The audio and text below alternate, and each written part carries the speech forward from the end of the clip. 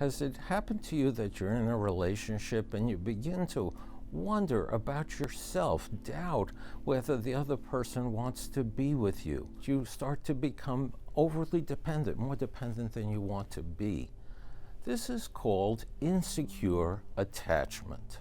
When my son was a toddler, he had this little hand puppet called Rabbit Rabbit, and he carried Rabbit Rabbit everywhere he went. And then a couple years later, he and I were in a taxi, and he left Rabbit Rabbit in the taxi. I called every taxi company I could imagine. I couldn't find Rabbit Rabbit, but it turns out I was more anxious than he was. And that was because he had what's called secure attachment, because of his mother, because of me, of other relatives, even other children. He had that trusting capacity that life goes on, that relationships change, even with a Rabbit Rabbit.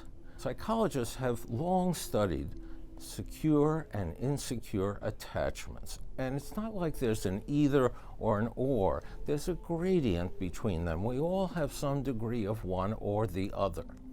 But when we have a secure attachment, we feel confident in ourselves. We trust ourselves with the other person. We're more resilient when things don't go quite right. How do we get more towards that end of the gradient? How do we become more secure in our attachments? More time with people whom you can trust, who care about you and who you care about, because this builds the inner confidence and this builds the secure attachments that we want.